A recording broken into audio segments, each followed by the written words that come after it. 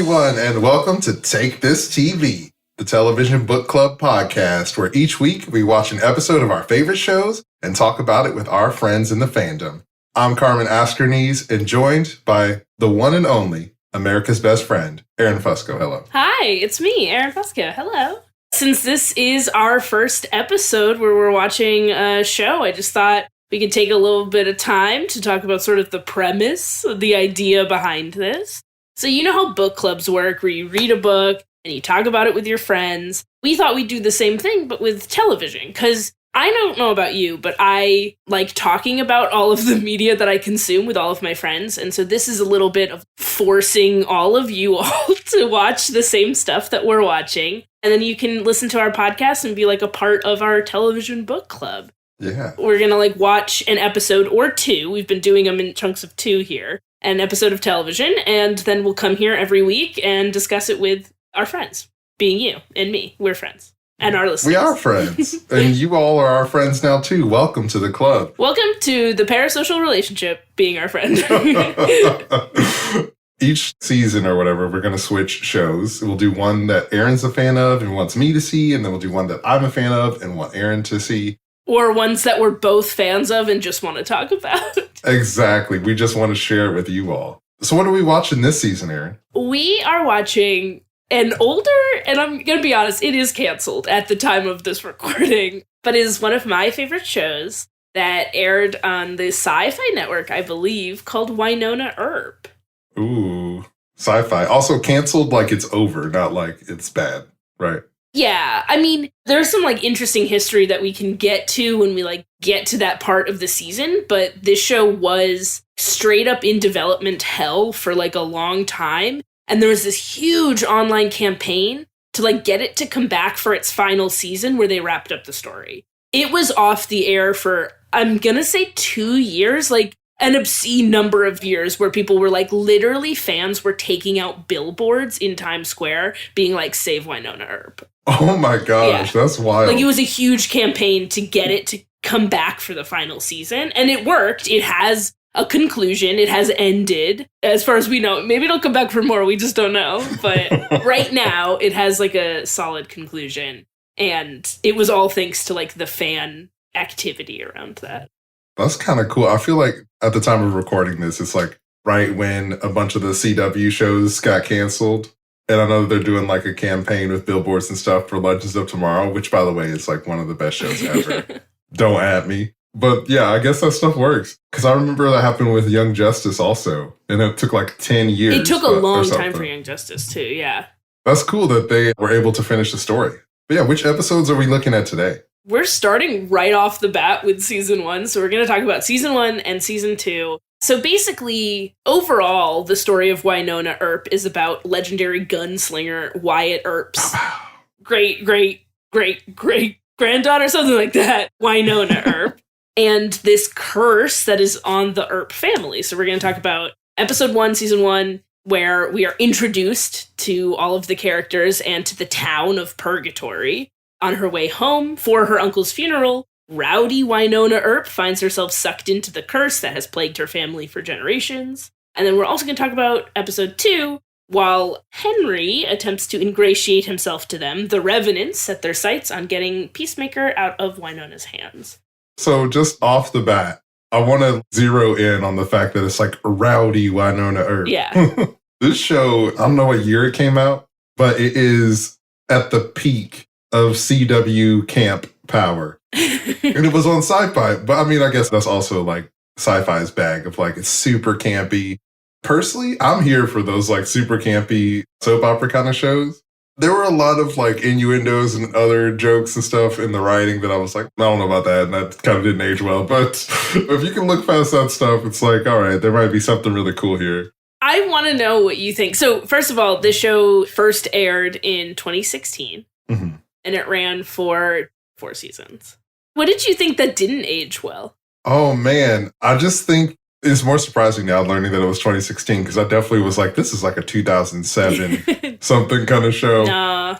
I just think that the small town of like, these people are kind of sexist and kind of racist, but they have a heart of gold. And I was like, okay, should we let the Revenants eat all these people? There's some cool people in the town. And I think that by the end of the first episode, it kind of sets you up with your roster of who the side characters and the main players are. Yeah. And I find myself invested in those people. Okay, yeah. It's been years since I have watched the pilot of this show. And I think in terms of a pilot, it does a really good job of, it's a pilot, you have to explain who everyone is, you have to explain everything that's going on. But I think it does a good job of just, it kind of just tosses you in there, and you like immediately just get a sense of who these characters are based on how they're introduced. There's no voiceover, there's not like, in purgatory, there's a curse that plagues the Earp family. There's no like overly descriptive exposition. Yeah, that's true. They do the comic book thing of like, there's a term for it, I forget what it is. Let us know in the comments if you know what I'm talking about. But in comic books, when characters see each other for the first time, they use their full name so the audience knows who it is.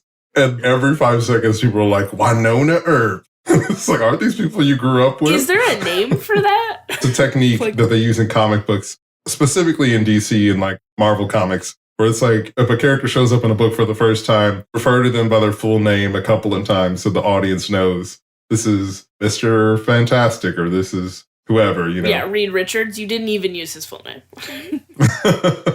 Yes, you already broke the rule. Wynonna Earp is based on a comic. Did you know that? Oh, I didn't. Yeah. That's really cool. Is it any good? I have never read it. I have no idea. I gotta check it out. I just love the show. I guess maybe now I should. But yeah, I think it's an Image comic from like dope. 2003, something like that. Oh, cool. Okay, I'm going to check it out. That sounds cool. The ancestor of Wyatt Earp, who's like this gunslinger fighting demons, just sounds like a really cool premise. So. Yeah, it's incredible. And I love campy nonsense. It is one of my favorites. And this is a really great example, too, of a game that I like to play personally with a lot of shows that I enjoy, which is called This Was Filmed in Canada. What else do I know every single person in this show from? Once you start watching campy sci-fi shows or campy CW shows, they are all filmed in, like, I don't know, Vancouver, basically. And you start to be like, oh, I recognize you from Killjoys or Dark Matter or Supernatural. You can just be like, oh, right. Benny from Supernatural? Okay, let's keep on going. That's awesome. You can think of it like an anthology show where it's like they have all the same actors and they're just playing different roles. Essentially, yeah. Which really speaks to the kind of shows that I really enjoy, that really get me, because you'll start to see the same cast of people and I'm like, I'm so glad you got some more work. I'm so happy. That's awesome. But yeah, should we jump in it and talk about our favorite bits? Yeah, I mean, go for it if you got stuff you want to talk about. I could just talk about how much I love the show constantly. So. Heck yeah. So let's start with episode 1. So as a screenwriter, I laughed so hard at the literal save the cat moment. Because, I mean, you know, hey, look, this work, we all got to jump through the hoops. And it was funny to me that they made it so literal. I mean, her name was Kirsten, though. It wasn't a cat. Her name was Kirsten. Oh, I was like, what? Yeah. Yeah, Kirsten, who, like, when the show started, I was like, I think I recognize that actress.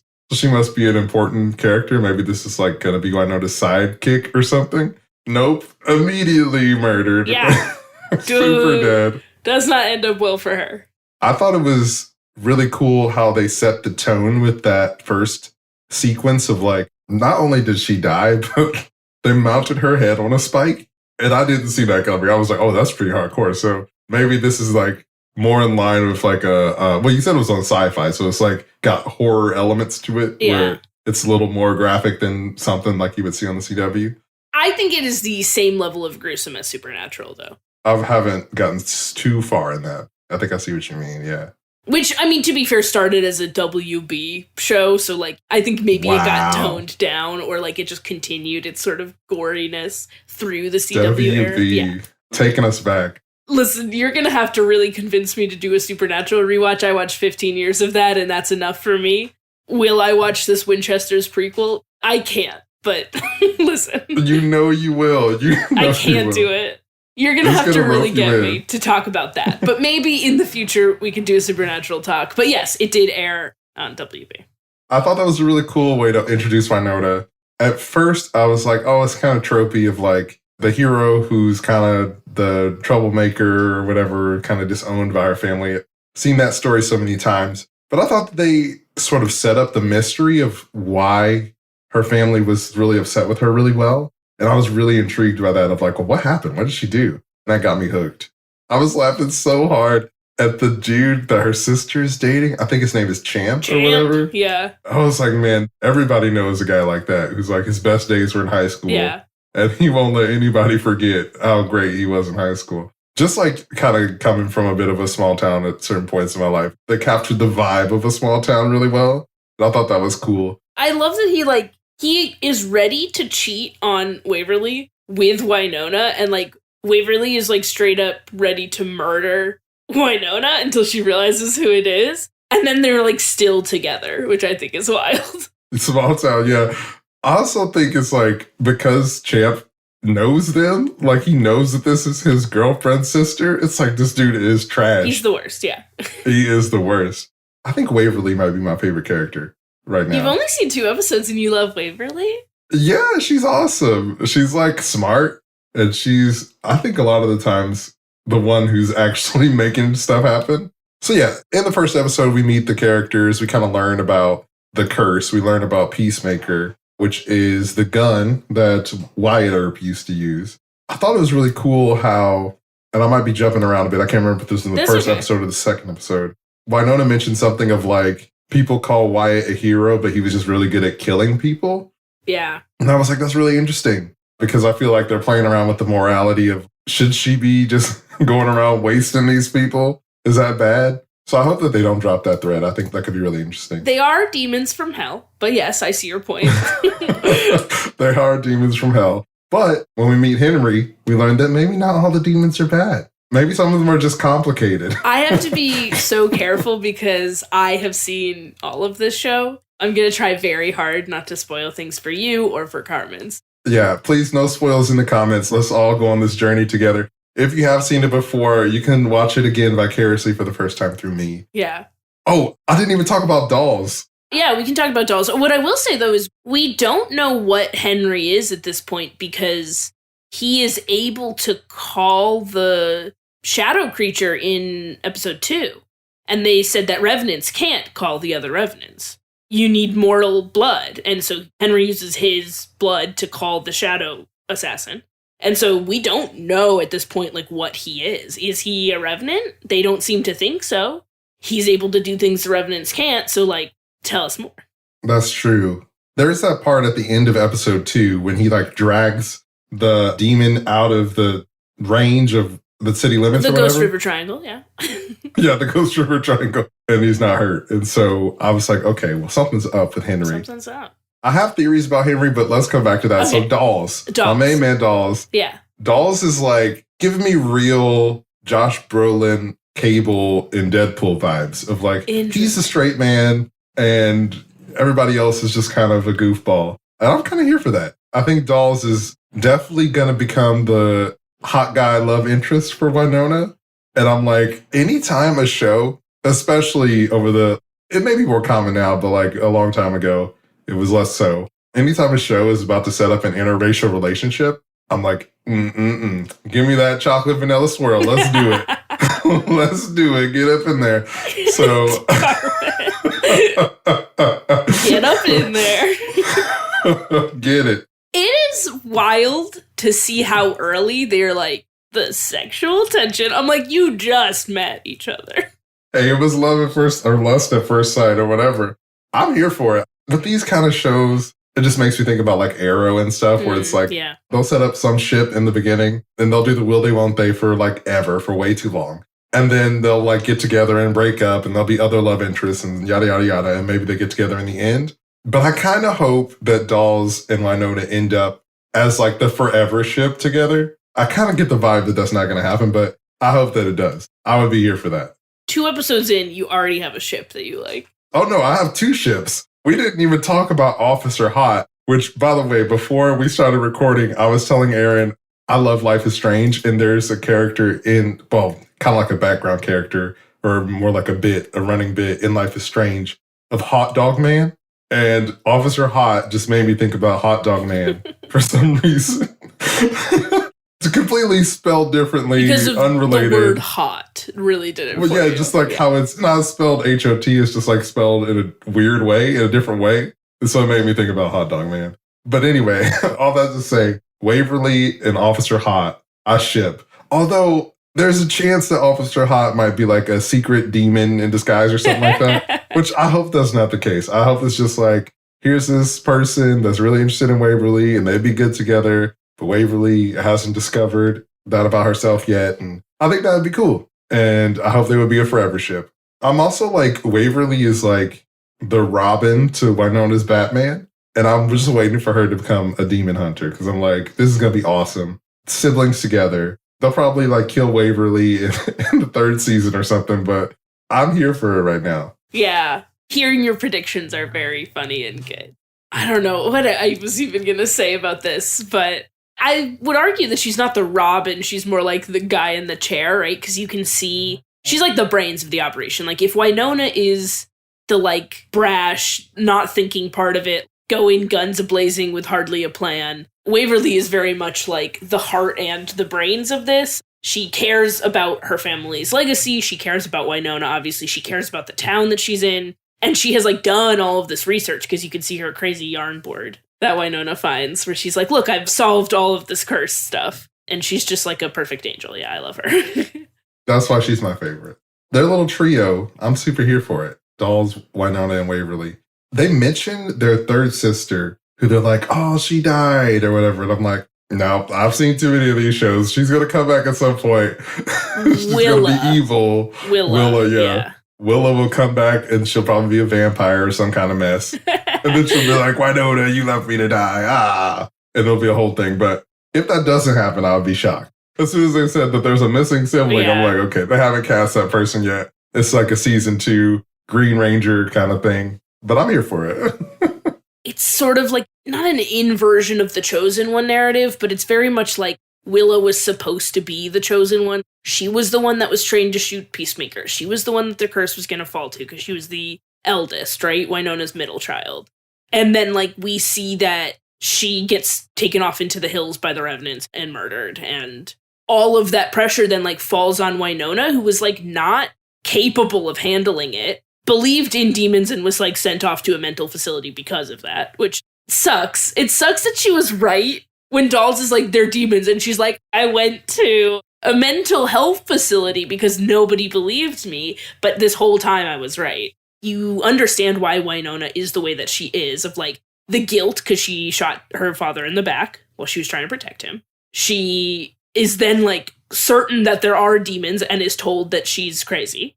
And she starts to believe that the curse isn't real, which is what she tells Waverly as well. Being like, I had to go to a mental health facility. I had to like unlearn all of the things that I thought I knew. The curse isn't real. I'm just crazy and I'm a problem child. I don't know. I really feel for her. I really love Wynonna also. But she is really like mistreated by her whole life. Like she didn't deserve any of this. Then to have the curse fall on her, she's now the eldest child, is like wild.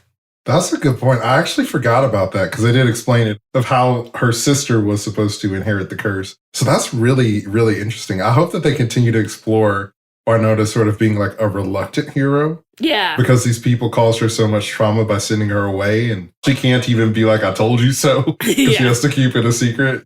I think that's really interesting. I think with these heroes' tales like this or these kind of shows, it's usually like, the city is my home and I have to defend it and you failed the city and all this kind of stuff. She doesn't want to be there. She doesn't. She hates being... Well, I mean, because she plans to dip in the first episode, but then she goes back to save her sister. She literally takes all of the money her aunt gave her and blew it up.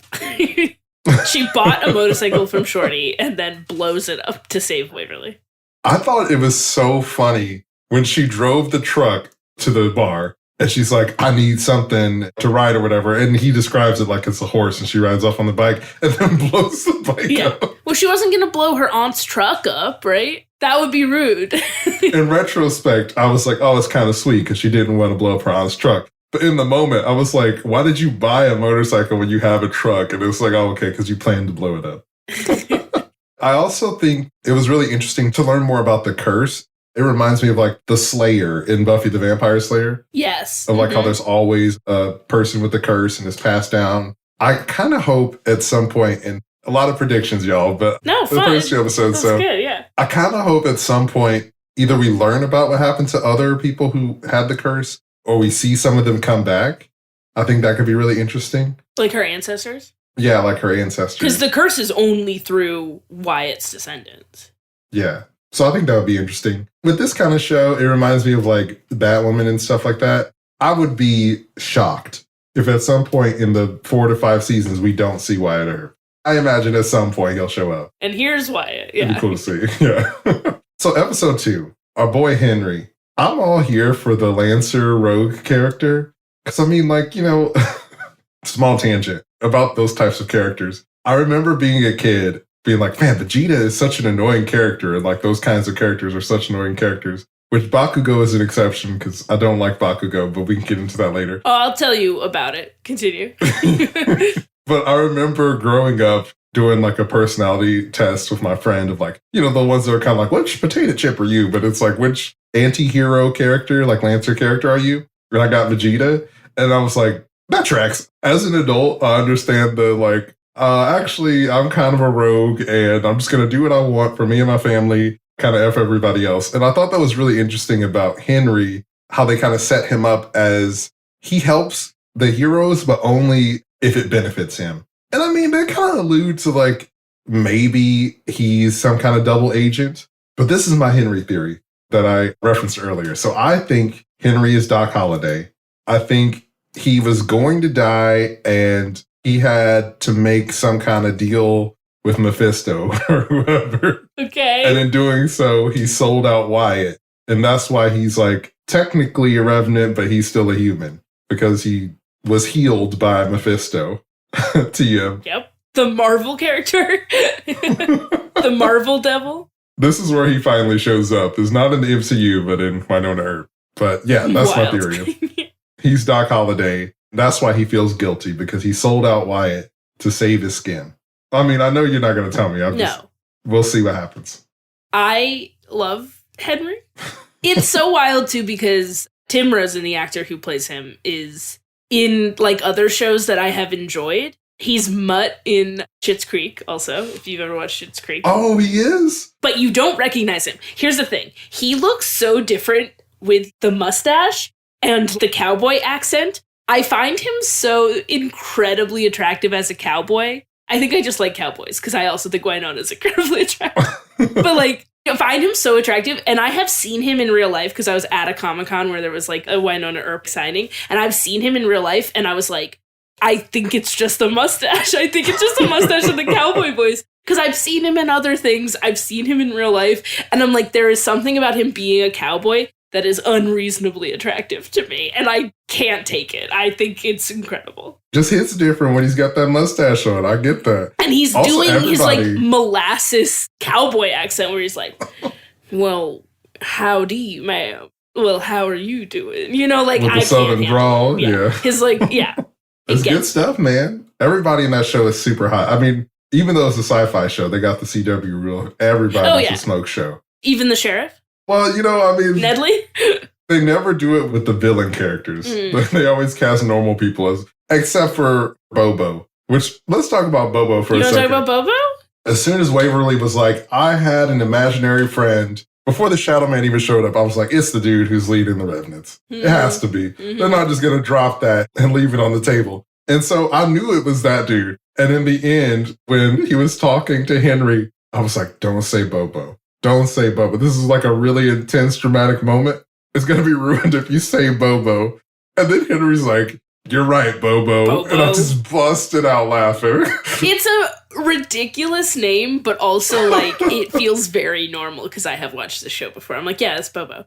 But this is another thing too that I was like, I was taking my notes and I was writing Bobo because I know who it is. And then I was like, hold on. I don't think they told you yet. I don't think they told you what his name is. So I have to be careful. It's the big reveal at the end of the second episode of like, oh, it's Bobo. Which I mean, like, you know, I'm all here for like making the character's personal connection to the protagonist or whatever. I thought they would do the Once Upon a Time thing where like he has a different name. And then later we get some kind of flashback to learn that he's actually also Bobo. Nah. But like in that show, everybody is everybody. He's Bobo right from the start. Love that Bobo guy. From the jump. He's one of the actors too that you'll see in everything. Once you start like looking for them, you'll see him in everything. I just watched Dirk Gently last year, maybe. which like wild that I didn't watch it when it first came out. It's incredible. And he was in that as well. And I was like, oh, hey. And then I was like, oh, hey, Osric Chow. Oh, hey. Oh, I know every single one of you. Let's go. Okay, good. Oh, these Canadian actors, yeah. I was cracking up when they said Bobo. So the Shadow Man, let's talk about him for a second. Yeah, so he's a Revenant. So he's a Revenant, right? And Bobo and crew know Wynonna has Peacemaker. And it's a one-way ticket back to the 9 circles. And they're like, we're going to get the Shadow guy. My point is, I think it's so funny in shows like this, when they introduce a new villain, it's supposed to be like a special villain. So they have to give them all these powers and make them intimidating. But then the hero always defeats them the same way to defeat everybody else. Because they set it up in the beginning where it's like, he like turns out the lights with his presence or whatever and like can snatch her gun out of her hand from far away. And so like in the end, when Waverly's digging up the totem, Wynonna's just like, hey, over here. I'm like, do you not have a brain? Like, why is she able to distract you like you're a feral animal like that? And then she just runs over and picks up the gun and he just stands there and gets shot. And I'm like, well, I mean, I guess he has to lose because they're the heroes. But it felt a little 2005-y of like, okay. I mean, yes, but also they're still people. The point of the Revenants is like, there were 77 people that Wyatt killed with Peacemaker when he was alive. And that every time one of the heirs turns 27, all of the ones that were killed by the previous heir come back to life. The more times that you have been killed and come back, the more like demonic you are, because you've gone to hell and come back multiple times. And so like that's why you see this level of like what their powers are. So you've got the ones that like still mostly look human because they haven't gone to hell and back many times. And then you've got the ones that are like more demonic, like the shadow assassin guy. Oh, okay. Who's like got extra powers probably because he went to hell and back. But he's still a dude. He's still just like a normal dude that went to hell and got demon power. Like, oh, okay. I thought he was like a wraith or something. I mean, like he used to be a dude. Yeah, he did used to be a dude. I mean, like they all did. Which is why they like shoots him and then they're like, what's that metal sound? And she's like, oh, when he was alive, he wore like a metal chest plate. Gotcha. That's why she can shoot him in the back because he was not wearing it on the back, apparently. Gotcha. Okay. That makes sense. It's still campy, garbage, fantasy nonsense. I mean, I'm here for the camp. I was a little like, okay. I was a little silly. Yeah, well, he gets the contract to chase down Waverly because everyone's an idiot and didn't tell Doc you need something of Wynonna's to throw in this cave. Oh, you said Doc. Oh, shit, sorry. Henry, yeah. You said Doc. Did. Here's the thing, the Netflix summary also said it. My bad. Okay, here's the thing, you could have figured it out. He looks at a picture of himself that says Doc Holliday. When he's going through Waverly's shit, he looks at a picture of himself and he's like, ha ha ha. Yeah, he does. We still don't know why. Jeez, I was Doc so careful. Yeah. I was so spoilers. careful. We said no spoilers for spoilers for people. I honestly think that like it's not supposed to be that much of a surprise because the Revenants call him Wyatt's best friend constantly in these 2 episodes. I mean, if you don't know anything about Wyatt Earp. Jeez, I was so careful before that moment. Got him. Anyway, the Revenants did not tell him. They were like, we got no brain cells. We should tell him he needs something of Wynonna's to throw in. So he throws in and he like sacrifices Waverly for this moment. I just think it's very funny that while the assassin is like hunting them down, he isn't like making a beeline for Waverly. Like he chases Wynonna for a certain amount of time, which is the same thing of like, okay, I guess he's still sort of a man. Yeah. It's definitely like suspension of disbelief kind of thing. Yeah. I feel like in those kind of shows, unless it's a series finale and sometimes a season finale, there's not really any danger. It's like, just go along for the ride. Have a good time. Yeah. Oh, man, I'm still mad at myself. I'm so sorry, Carmen. No, it's all good. I knew it was him. Yeah. So you just confirmed it. But I don't know why he's different. So that's still a mystery right now. Yeah. Do I remember? Sort of. Do I remember why? I don't know. This is like season 1 stuff. Like, I don't really know what goes on in this season. Was there anything else? I love the relationships between all the characters. I thought that was one of my favorite bits. I think these like campy soap opera kind of shows, they are so good about making you care about the people. I think it's also just because they make each of the characters people, even if some of the stuff is kind of cheesy, versus like some of the other, I don't want to say mainstream because that's not what I mean, but like some of the stuff that's not in this genre, I think doesn't always hit, like making the characters feel like humans. We were watching some show, and I'm not going to name the show because I'm not trying to dig on it. I'm just saying that, like, we were watching this one show, and a lot of the characters were, like, pontificating about, like, the meaning of the universe. And I'm just like, nobody talks like that. Nobody talks like that, and it makes them feel otherworldly, in a sense. And it's hard to relate to somebody like that. And was so it the I think Place? that these... No. Where that's the point of the show, yeah. It was not cheaty in The Good Place. I love The Good Place, by the way. We should do that at some point for this show. We could do it for the time when we watch a show we both love. Hell yeah. Anyway, all that to say, this show is great. Yeah. I think it's a great ensemble cast. I think everyone in it I love. And I really do love the relationship Wynonna and Waverly have as well, just because I have a really close relationship with my sisters, which, like, is not normal. I know. You made a very cute face there. I guess it's not normal. I always think, like, it's great. Like, my sisters are some of my best friends in the entire world, and I love them very much. And so it always gets me when there's, like, a really great sibling relationship in movies and TV shows, because I'm like, I feel like I can see my own relationship in that. And so, like, I just love how protective Wynonna is and how much she's, like, obviously not going to abandon Waverly, and, like, she loves her, and Waverly loves her, even as much of a mess as Wynonna is. Yeah, that's sweet. I'm definitely here for that, too. I think their little found family, it's going to be... I said the magic words. It was like, did somebody say found family? Did someone say found family? It's so wild because, like, I have a good relationship with my family, but I love the found family trope. There is something about it that I just can't get enough of. I mean, it's awesome to just see people who love each other overcoming stuff together. I think that's one of the reasons why I love Steven Universe so much. I keep naming other shows, by the way. This is par for the course, y'all. We just consume a lot of media. So much media, probably an unhealthy amount. But anyway, I think that's all of my favorite bits. You have anything else you want to say? I'm excited to see what happens next. All right. I'm sorry I spoiled. One more thing. I hope the devil doesn't show up, because I feel like with these kind of shows with monsters, especially when they go on for a while, it's always like, oh, we did vampires and werewolves. I guess it's got to be the devil. Yeah. Because I feel like that's like the power creep thing that Dragon Ball does, and it's like you can't go any higher than that. How do we raise the stakes? Yeah. Hopefully the devil doesn't show up, and if he does, so hopefully it's the last season or something. Although, I mean, she's sending the revenants to hell, so it's like at some point. Hell as a concept exists. It's the idea of hell. It's not literal hell, yeah. Yeah, I don't know. I hope we do enough of this show, or at least you get invested enough in season 1 that you watch the rest of it. I think there are some things, as with anything, that I think I have fair criticisms of.